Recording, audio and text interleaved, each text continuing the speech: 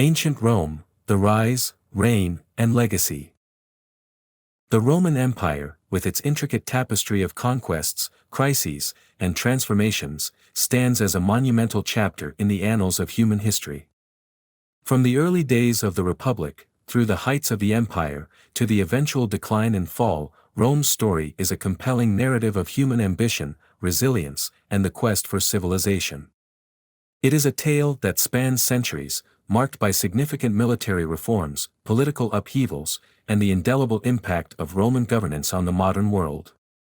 The saga of Rome offers invaluable insights into the complexities of managing a vast empire, the challenges of internal conflict and external pressures, and the enduring legacy of Roman legal and political thought. The dawn of Roman civilization.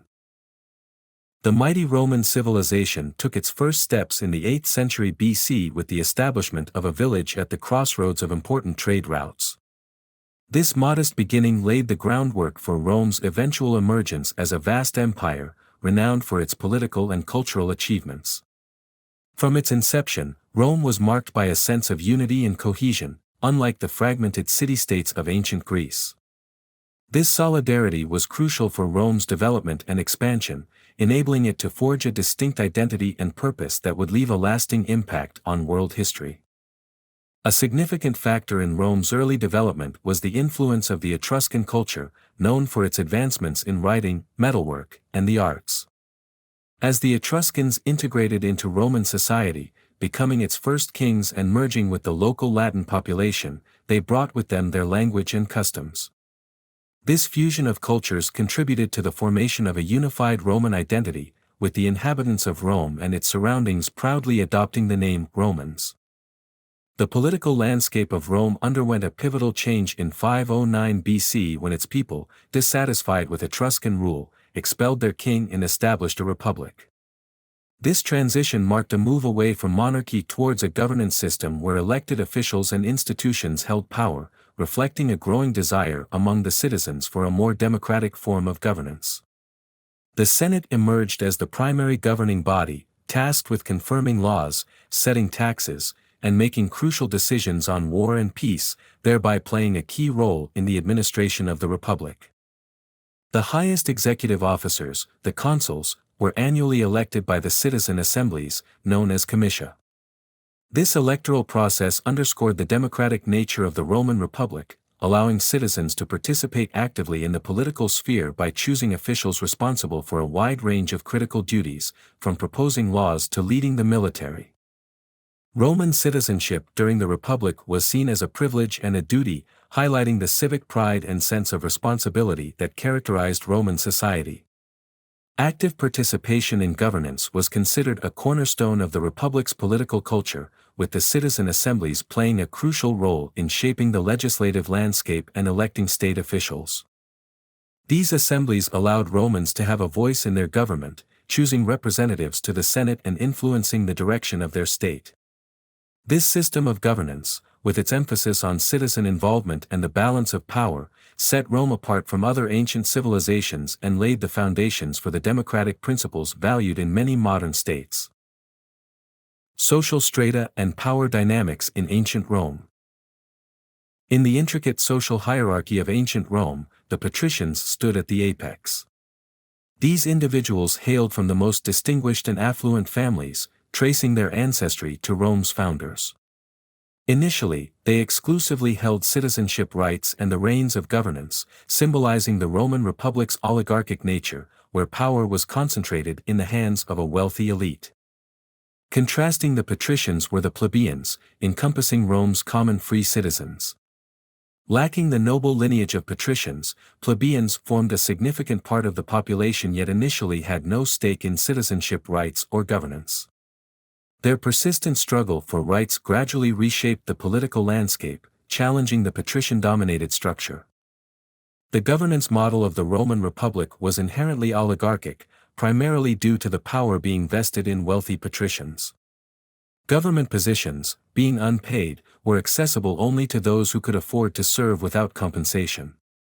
This economic barrier ensured that political participation was a privilege of the affluent, further entrenching the oligarchy.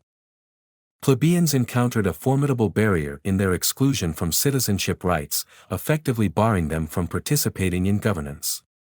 This exclusion highlighted the deep social and political divides, reinforcing the oligarchic governance model that favored patricians' interests over the common populace. Slaves in Rome, devoid of any rights or freedoms, were demeaningly referred to as speaking tools. This term reflected their status as property, emphasizing their role as labor instruments entirely at their owner's disposal, further illustrating the stark social divides within Roman society. Around 300 BC, a breakthrough occurred when wealthy plebeians were accorded the right to partake in state governance. These officials wielded the power to veto decisions detrimental to plebeians, embodying a significant shift towards balancing power dynamics. This right marked a pivotal moment in Rome's social evolution, empowering a broader segment of society. However, plebeians in financial despair often turned to patricians for assistance, entering into a patron-client relationship that made them heavily reliant on patrician favor. This system was emblematic of Rome's social hierarchy, wherein patricians offered plebeians financial aid, protection, and legal advocacy, in exchange for loyalty and electoral support. This dynamic entrenched them in a cycle of dependency that not only reinforced the patricians' socio-political dominance but also significantly contributed to the concentration of power within patrician ranks. By garnering the allegiance of plebeians, patrician families were able to expand their influence, solidify their control over Roman politics and society, and maintain the status quo, effectively sidelining plebeians from contesting the established power structures. Roman expansion and its consequences. Continuous warfare and the conquest of neighboring territories were pivotal in the Roman state's expansion during the Republic period. This martial society thrived on the spoils and lands gained through warfare, an approach vividly encapsulated by contemporaries who remarked, "If the Romans run out of enemies, they will invent new ones." This aggressive stance on expansion was integral to Rome's policy and played a crucial role in its growth into a dominant power. By the middle of the 3rd century BC, Rome achieved a significant milestone by conquering the Apennine Peninsula.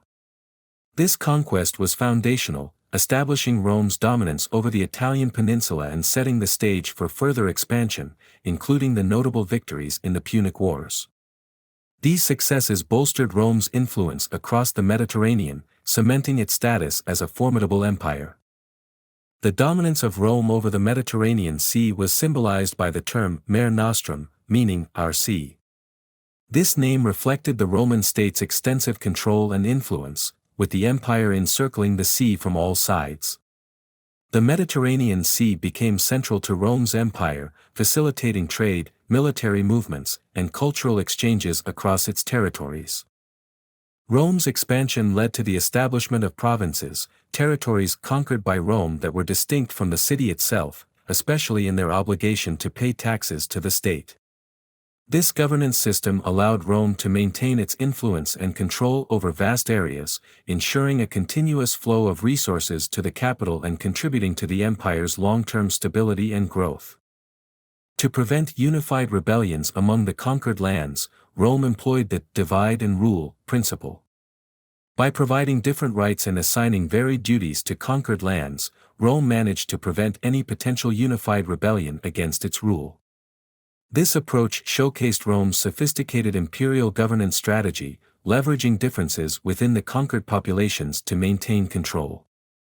The vitality of the Roman Republic was upheld by an expansive bureaucratic system that welcomed members of the provincial nobility, a strategic initiative that cultivated loyalty and fostered cooperation across the provinces, thereby ensuring their steadfast support for Roman policies.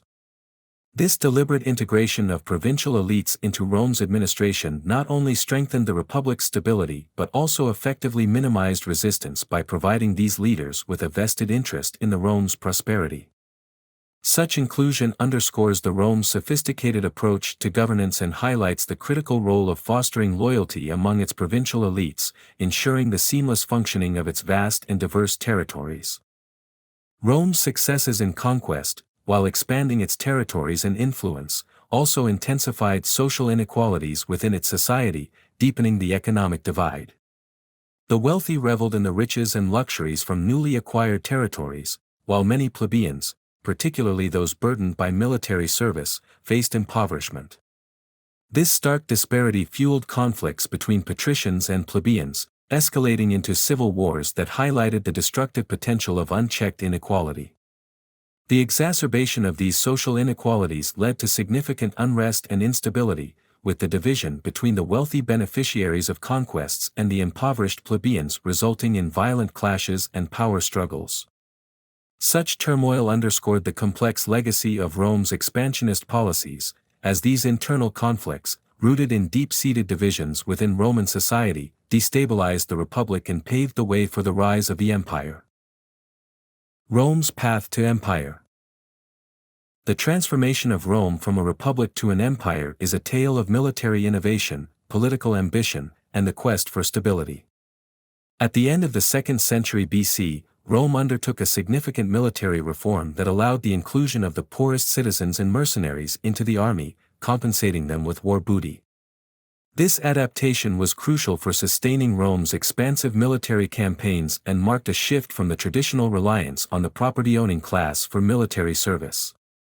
In 49 BC, Gaius Julius Caesar, leveraging his command of a loyal and formidable army, forced the Roman Senate and provinces into submission.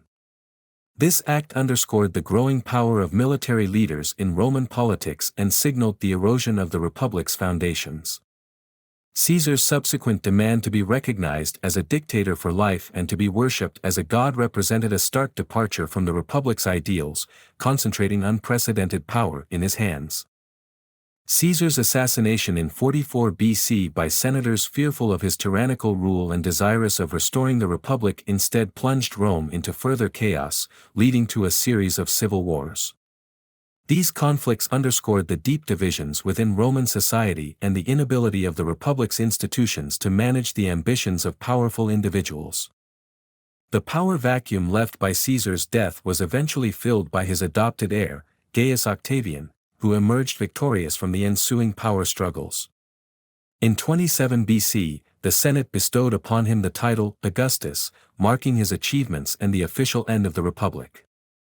The Principate era began under Augustus, characterized by a form of governance that maintained the appearance of the Republic's structure while vesting ultimate authority in the emperor. This period initiated the Pax Romana, a time of peace and prosperity that facilitated agricultural, trade, scientific, and artistic advancements. To maintain popular support, Roman emperors engaged in the practice of bread and circuses, providing free food and entertainment to the populace. This strategy proved effective in appeasing the citizens and securing their loyalty, allowing the emperors to sustain their rule and the empire's stability. Under Emperor Trajan, the Roman Empire reached its greatest territorial extent, solidifying its place as one of history's most formidable empires. This expansion brought diverse cultures under Roman rule, showcasing the empire's military might and administrative prowess. Rome's crisis and transformation. The 3rd century AD was a tumultuous period for the Roman Empire, characterized by internal conflict and external pressures that threatened its stability and cohesion.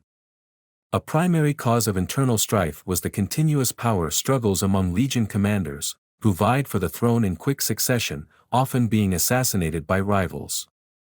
This era of the soldier emperors led to significant political instability, diverting attention from pressing external threats and internal governance. Distant Roman provinces faced the challenge of decentralization during this crisis. High-ranking local officials often gained substantial autonomy, sometimes ignoring directives from the emperor. This weakening of central control contributed to the empire's overall instability, as it struggled to maintain effective governance across its vast territories. The empire's deepening economic crisis was another dire consequence of these tumultuous times. With the cessation of expansion and the acquisition of new territories, the state treasury dwindled. Reliance on the spoils of war to fund the empire's needs led to financial strain, impacting its military and administrative capabilities. Compounding the economic woes was a significant shortage of slave labor, crucial for agriculture, mining, and services. The slowdown in conquests, which had traditionally supplied slaves, contributed to a decline in productivity and economic stability. The empire also experienced a demographic decline due to famine, epidemics, and oppressive taxation. These factors diminished the workforce and the military strength, exacerbating the empire's vulnerabilities. In response to these crises, Emperor Diocletian implemented the Dominat, a system that emphasized the unlimited rule of the emperor, marking a departure from the Principate semblance of republican governance. This reform aimed to stabilize and revitalize the empire by centralizing authority in addressing administrative, military, and economic challenges. Diocletian also enacted significant military reforms to secure the empire, including doubling the army's size and expanding frontier fortifications. These measures were vital in addressing constant border threats and maintaining territorial integrity. A monumental decision by Diocletian was the division of the empire into eastern and western halves, each governed by an emperor and a deputy, establishing the tetrarchy. While intended to make governance more manageable, this division ultimately weakened the empire's unity and cohesion, setting the stage for its eventual split into the Western Roman Empire and the Eastern Roman Empire, Byzantium, in 395 AD. This final split was largely due to growing social, political, and cultural differences between the East and West, which became increasingly pronounced over time. The 4th century saw the triggering of the Great Migration by the Hunnic invasion of Europe, pushing Germanic tribes into Roman territories. This influx of barbarian tribes into the Western Roman Empire caused turmoil and economic strain, playing a critical role in its downfall in 476 AD, marking the end of the ancient world period. Despite its decline, the Roman state left a lasting impact on the modern political system. The Roman Republic, alongside Athenian democracy, serves as a model for contemporary democratic states. The principles of citizenship, civic duty, and governance have deeply influenced the development of democratic institutions worldwide. Furthermore, the idea of a unifying empire that encompasses different nations and cultures has persisted through the centuries, inspiring subsequent empires and political entities. The Roman model of imperial governance, which brought diverse peoples under a single system, fostering trade and cultural exchange, remains a powerful concept in global history. In reflecting on the history of ancient Rome, it becomes evident that its legacy is far-reaching, influencing the foundations of modern governance, law, and society. The principles established by the Roman Republic, the strategies employed by its leaders, and the cultural and political innovations of the empire have shaped the contours of contemporary civilization. Rome's story, from its rise to its fall, serves as a reminder of the heights humanity can achieve through unity in governance, as well as the perils of overextension and internal discord.